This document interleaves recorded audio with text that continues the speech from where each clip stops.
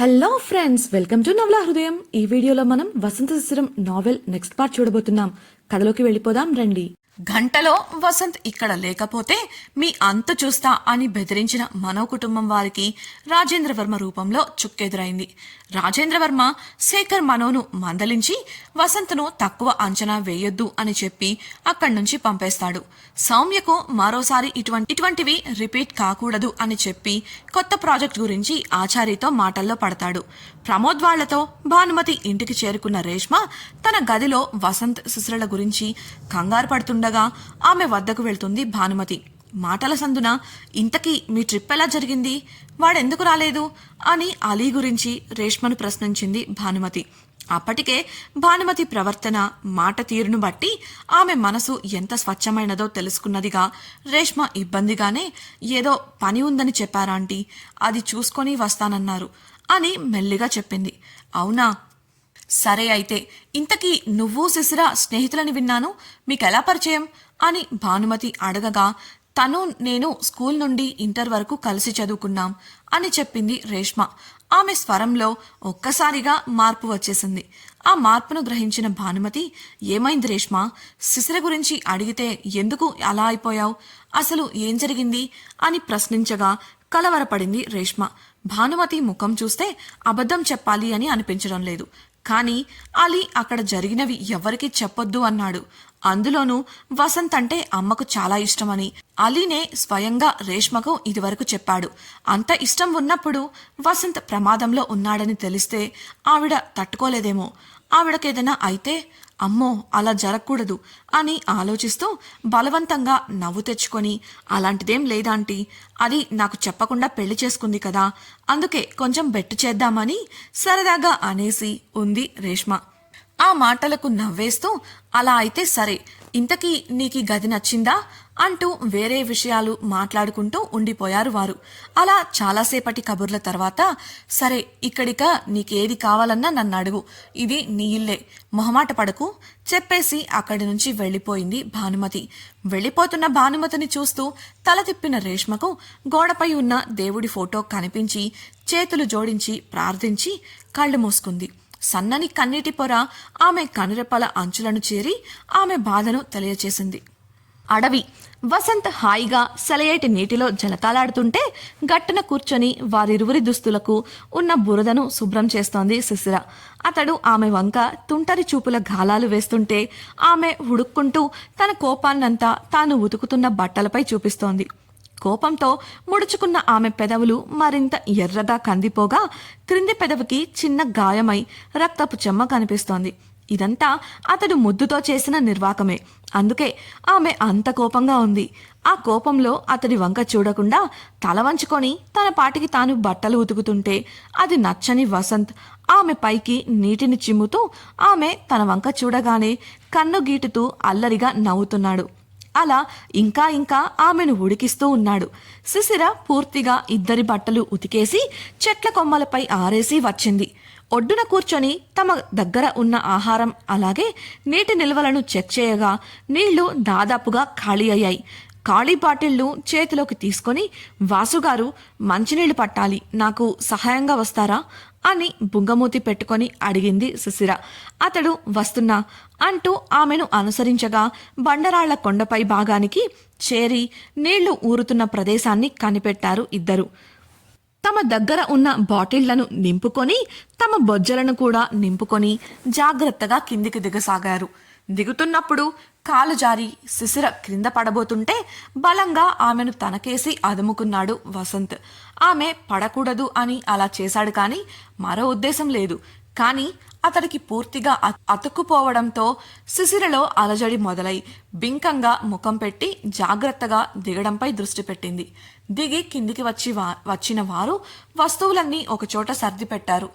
ఇంకా వారి దుస్తులు ఆరకపోవడంతో అక్కడే గట్టున ఉన్న పెద్ద బండరాయిపై కూర్చొని ఉన్నారు. శిశిర చుట్టూ ఉన్న పరిసరాలను గమనిస్తుంటే వసంత్ వెనక్కు వాలి ఆమెను తన పక్కన వాలేలా లాక్కున్నాడు. బిడియంగా శిశిర లేవబోతుంటే ఆపి ఆమె ముంగురులను సరిచేస్తూ, ఇంకా ఎంతకాలం ఇలా నన్ను దూరం పెడతావు, అయినా నాకొక అనుమానం, ఒకవేళ మనం ఈ అడవి నుండి బయటపడకపోతే ఏం చేస్తావు?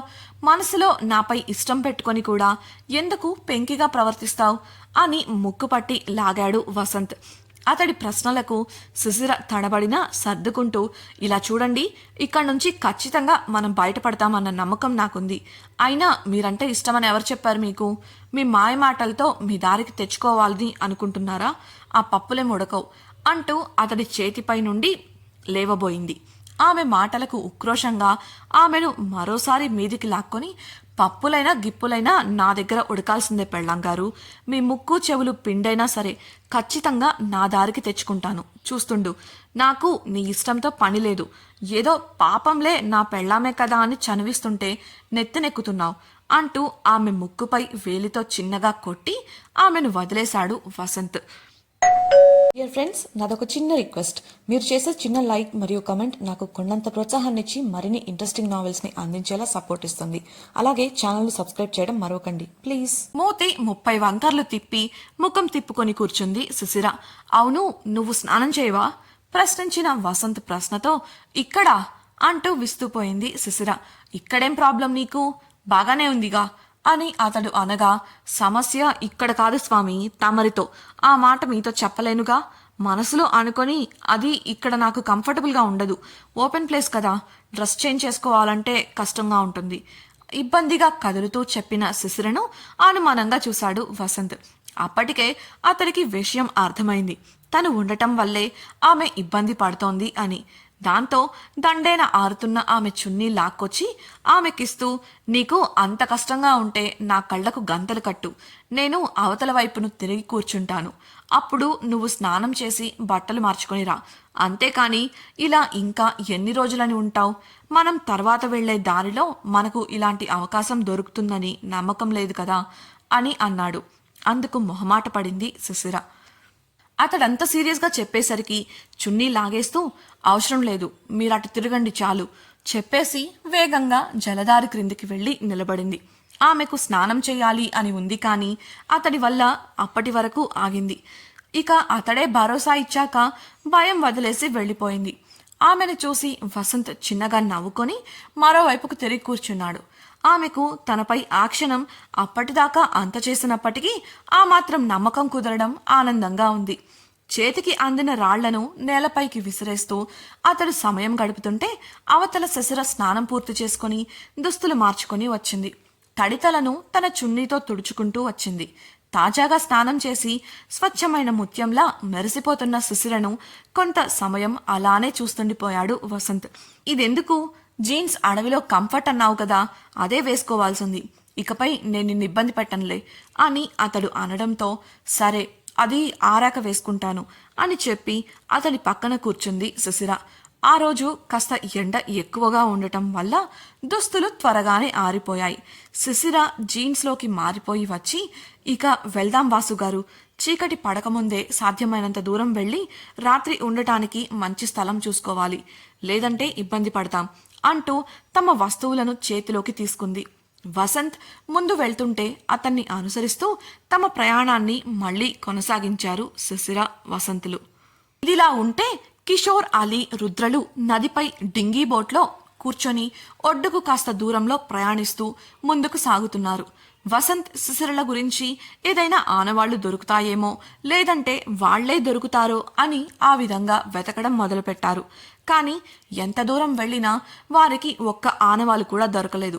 కారణం, వసంత్ శిశిరలు ఎక్కడా ఆనవాళ్లను వదల్లేదు. ఇక నిరాశతో వాళ్లు వచ్చే వరకు ఎదురు చూడాలని నిర్ణయించుకొని అడవి నుండి తిరిగి ఫామ్ హౌస్కు అడ్డదారిలో చేరిపోయారు. వసంత్ పై దాడి చేసిన వారిని పట్టుకునే దిశగా పావులు కదిపారు. మరోవైపు టీవీలోనూ సోషల్ మీడియాలోనూ ఒక వార్త హల్చల్ చేస్తోంది. నల్లమల అడవులలో సరదాగా ట్రెక్కింగ్ కోసమని వెళ్లిన భార్యాభర్తలు నదిలో గల్లంతై విగత జీవులుగా దొరికారు.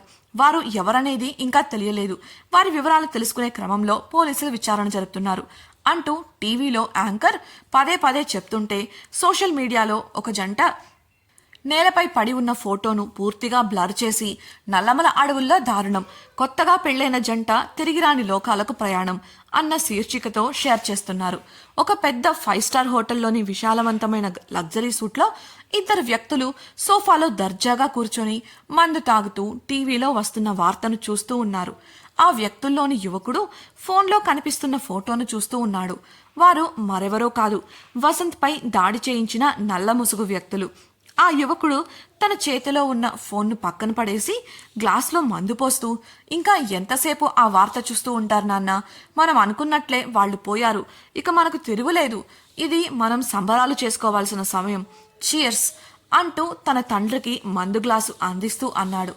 అందుకు ఆ వ్యక్తి గ్లాస్ అందుకొని తాగుతూ, అవునరా, ఇక మనకు వాడి అడ్డు లేదు, నా చేతులతో ఏం చెయ్యలేకపోయాను, కనీసం వాడి శవాన్ని చూద్దామంటే అది కూడా కుదరడం లేదు అన్నాడు కసిగా.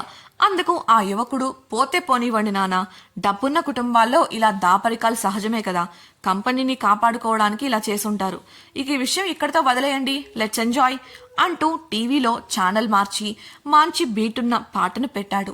ఆ పాటకు అనుగుణంగా వసంత్ అడ్డు తొలగించుకున్నాం అన్న ఆనందంలో తండ్రి కొడుకులిద్దరూ డాన్స్ చేస్తూ మజా చేశారు.